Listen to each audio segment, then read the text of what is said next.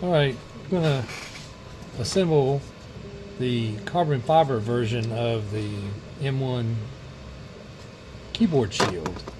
This is super easy. You'll take the pre-assembled PCB that has just the basic chips on it and the LED, so it's ready for the shield. So basically you'll take, I usually start with position 1, which is, the number 1. You want to pop in one key switch in the right orientation for the circuit board. It'll pop right in there and snap. Then line this up on the PCB and then kind of push the button through and make sure that the little nub for the key switch seats real good. That's it. And you can actually, a little bit different than the metal shield, you can put all the keys in before you solder. That way you can just solder them all at once. Then just take another key and put it randomly, like somewhere in the middle. Pop it in, and then you squeeze top and bottom. You want to make sure again that it's seated on the other side. And then put one more sort of outward a little ways. I'll do the clear button. It doesn't matter which one actually. Just get it lined up. It'll pop right in, and then once it's seated, now this PCB is pretty much attached. Now you just start popping them in till you get them all in there. The way that the shield is printed, it has these little rails under there that creates the exact space between the PCB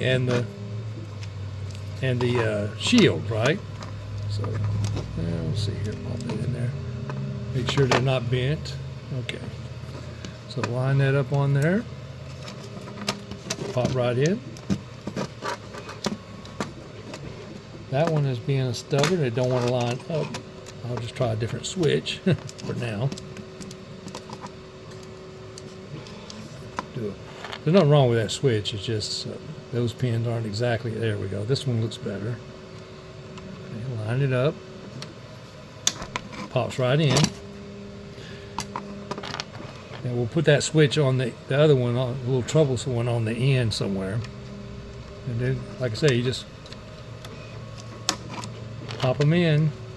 They will go right in now.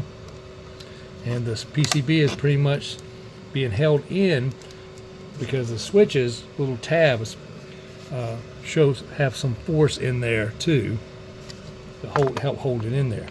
Now we'll try that troubleshooting one on the end. Oh, I see. The pin is definitely bent. Okay, that's the problem. Just straighten that up a little bit. Didn't see that. Okay. Now she should pop right in there.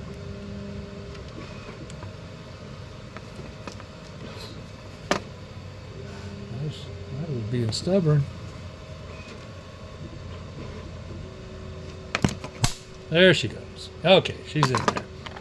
You have to watch out. I should have checked that. There was the pin was actually bent, got bent in the box somehow. Just make sure it kind of floats in there so you can feel that the pins are in the holes, and then pop it right in. And you can go through it all the way to the end here. I don't need to hold a video for the whole thing there, but as you see, they just pop right in. And now the PCB is pretty much held in place.